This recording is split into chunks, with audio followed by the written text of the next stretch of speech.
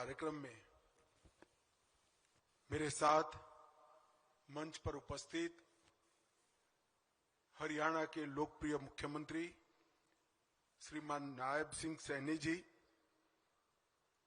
हरियाणा के पुलिस महानिदेशक श्री ओपी सिंह जी, हरियाणा के मुख्य सचिव श्री रस्तोगी जी, हरियाणा की गृह सचिव सुमिता मिश्रा जी, आज मेरे सामने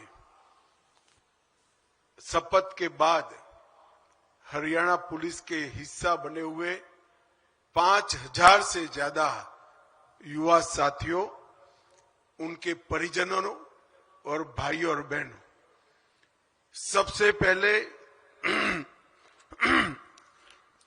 मैं मेरे सामने 5000 से ज्यादा युवा साथी जो खड़े हैं वो सभी को बहुत बहुत बधाई और शुभकामनाएं देना चाहता हूं,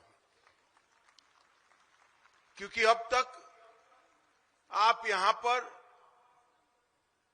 एक कठोर प्रशिक्षण से बने हुए प्रशिक्षु थे और आपकी शपथ समाप्त होते ही अब देश भर में जिसकी शान है ऐसे हरियाणा पुलिस के हिस्सा बन चुके, जो हरियाणा पुलिस को हरियाणा के करीब करीब 3 करोड़ की आबादी का और उसके पूरे भूभाग की सुरक्षा की चिंता करनी है।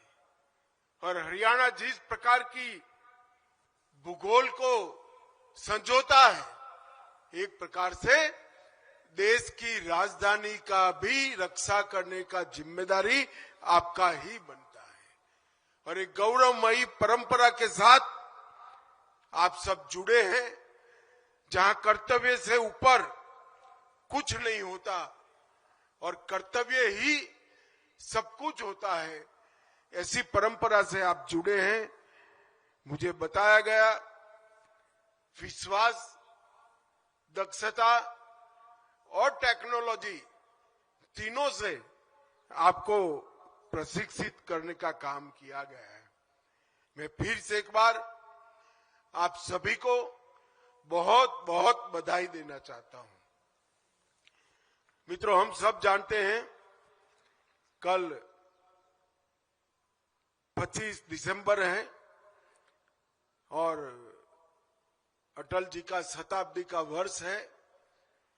मैं यहां से पंचकुला में अटल पार्क में अटल जी की प्रतिमा का अनावरण करने जा रहा हूं। मित्रों, अटल बिहारी वाजपेयी एक जन्मजात देशभक्त, कुशल प्रशासक, हृदय से कवि, परंतु जहां देश की सुरक्षा और प्रगति का सवाल आता है वहां चट्टान से भी ज्यादा कठोर और अटल थे। इन्होंने आपातकाल से लेकर कई सारे संघर्ष देश के लोकतंत्र को मजबूत बनाने के लिए किए। वो जब प्रधानमंत्री बने तब पहले कभी कांग्रेस में न रहे हुए प्रधानमंत्री बनने का सम्मान श्री अटल बिहारी वाजपेयी को मिला था और उन्होंने 5 साल तक पहली गैर कांग्रेसी पूरा टर्म करने वाली सरकार चलाने का भी सम्मान प्राप्त किया। उन्हीं के समय में 98 में भारत आणविक शक्ति बना और विश्व भर के विरोध को दरकिनार कर भारत की रक्षा को सुदृढ़ करने का काम किया। आज हम यहां से जाकर अटल जी की प्रतिमा का अनावरण करने वाले हैं। अटल जी की ये प्रतिमा कई सालों तक पूरे हरियाणा के युवाओं को एक आदर्श जीवन कैसा होता है, जन समर्पित नेता कैसा होता है, कुशल प्रशासक कैसा होता है और देश के लिए जीने वाला व्यक्तित्व कैसा होता है, इसकी मिसाल सबको देता रहेगा। मित्रों, आज 93 बैच के 5161 जवान यहां पर मेरे सामने उपस्थित है और पहला मोर्चा हमारी बच्चियों ने संभाला है, महिलाओं ने संभाला है। मुझे देखकर बहुत खुशी होती है। मैं सभी को कहता हूं, बच्चियों के लिए एक बार जोर से ताली बजाओ जरा।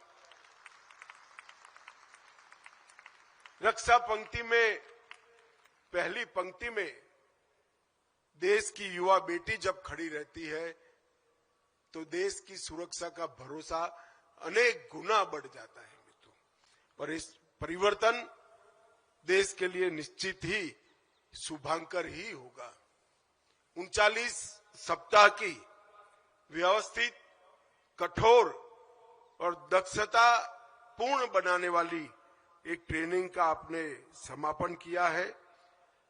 मैं जब यहां आना चाहता था तब सैनी जी से कुछ डिटेल मंगाई थी, तो दो चीजें 93 बैच जो है वो दो चीजों में आगे की 92 बैच का रिकॉर्ड तोड़ने वाली है, क्योंकि ये पहली बैच है जिसमें 85% युवा ग्रेजुएट या डबल ग्रेजुएट है और वो आज पुलिस के साथ जुड़ रहे हैं। और ये पहली बैच है जिसकी औसत आयु सबसे कम मतलब 26 साल है। 26 साल की औसत युवा आयु में ही आप लोग गौरवमयी हरियाणा पुलिस से जुड़ रहे हैं। और जब आप हरियाणा पुलिस से जुड़ रहे हैं तब कौन सा कालखंड है? यही कालखंड है जहां अंग्रेजों ने बनाए हुए कानून समाप्त कर नए कानूनों की न्याय संहिता से देश की जनता को न्याय देने का काम करना है। और आप देश भर में नई न्याय संहिता लगने के बाद दीक्षांत परेड से पुलिस में जुड़ने वाली आपकी 93 बैच ये पहली बैच है जो नए कानून बनने के बाद पुलिस का काम संभालने जा रही है। और मैं मानता हूं कि आप सभी के लिए सौभाग्य का विषय है। 1966 में अंबाला में ये एकेडमी शुरू हुई, तब से लेकर आज तक जितनी भी बैचेस निकली है उन्होंने अंग्रेजी कोई कानून को सीखा है, पढ़ा है। आप पहली बैच ऐसी हो जिसने भारत की संसद ने बनाए हुए कानून सीखकर जनता की सेवा करने के लिए जाना है। भाइयों और बहनों, कुछ समय पहले ही 2023 में हरियाणा पुलिस को अपने कर्तृत्व की अखंड यात्रा को निरीक्षण करने के बाद देश की राष्ट्रपति महोदया ने राष्ट्रपति कलर देने का काम किया था। और आज एक प्रकार से उसी परंपरा को आपने आगे बढ़ाना है।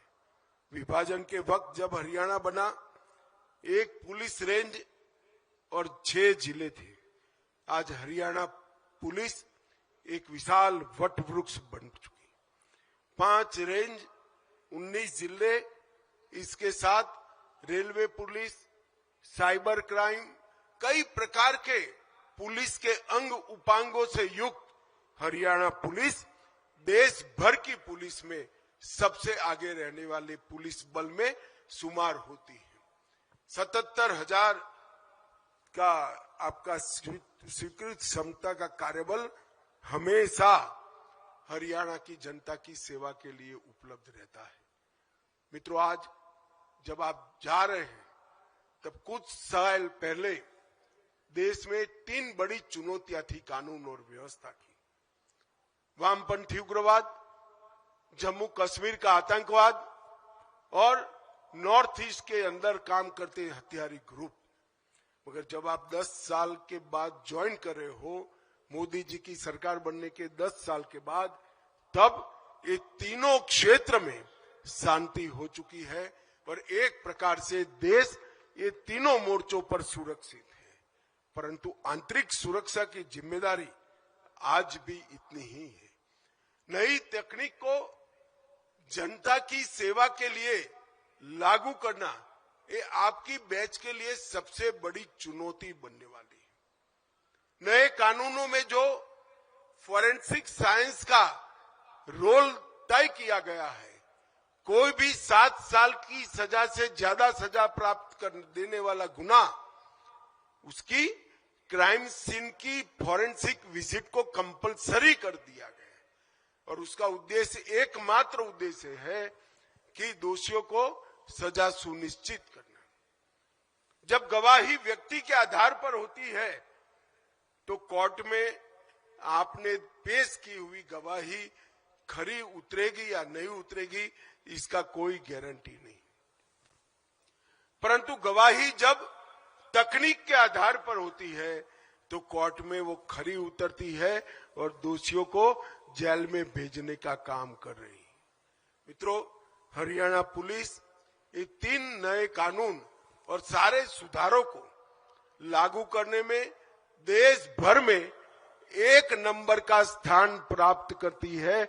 मैं हर सप्ताह सभी आंकड़े देखता हूं और यही परंपरा को आपको आगे बढ़ाना है। 112 की सूचनाएं, 1930 का कंट्रोल रूम जिस पर साइबर ठगी की फरियादें ली जाती है, ऐसे कई प्रकार के उपक्रम आज पुलिस के साथ जुड़े हैं और इसको मजबूत करने का काम आपको करना है। आने वाले दिनों में हरियाणा देश का अग्रणी राज्य बनेगा, मगर कुछ चुनौतियां भी दिखाई पड़ती है।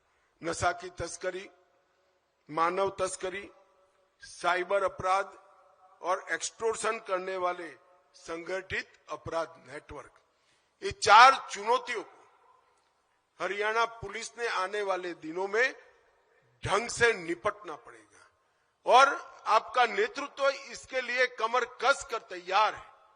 आपने नेतृत्व के हाथ मजबूत करने पड़ेंगे और ये चारों चुनौतियों को पहुंचने के लिए भारत सरकार के गृह मंत्रालय ने भी प्रधानमंत्री नरेंद्र मोदी जी के नेतृत्व में एक बहुत बड़ी तैयारी भी की है और राज्यों के साथ हम चट्टान की तरह खड़े हैं। इस सारी चुनौतियों का सामना आप सब लोग निश्चित रूप से कर पाओगे। आप नए भारत के युवा पुलिस कर्मी के रूप में आज आपके जीवन की शुरुआत करने जा रहे हैं। मैं हृदय से फिर से एक बार आप सभी को बहुत बहुत शुभकामनाएं देता हूं और आशा करता हूं कि आज जो आपने शपथ ली है वो शपथ आपको आपकी करियर में उत्कृष्टता के शिखर पर पहुंच जाएगी। और मैं नायब सैनी जी का भी धन्यवाद करना चाहता हूं। पहले मैं भाजपा के कार्यकर्ता के रूप में हरियाणा कई बार आता था, तब सबसे बड़ी फरियाद थी कि नौकरी चाहिए तो खर्ची भी देनी पड़ेगी और पर्ची भी देनी पड़ेगी। आप किसी जाति के हो तो नौकरी मिलेगी और आप में रिश्वत देने की क्षमता है तो ही नौकरी मिलेगी। हरियाणा को सैनी जी ने खर्ची पर्ची बगैर नौकरी का राज्य बनाकर बहुत बड़ा काम हरियाणा की जनता ने किया है और इसका नतीजा आज मेरे सामने है। 5000 युवा अपने मेरिट्स के आधार पर राज्य को सुरक्षित करने के लिए, राज्य की सेवा करने के लिए मेरे सामने खड़े हैं। इस शानदार परेड कर अपने योग्यता को भी आपने सिद्ध किया है। मैं फिर से एक बार आप सभी को बहुत बहुत साधुवाद देता हूं। वंदे मातरम। भारत माता की जय।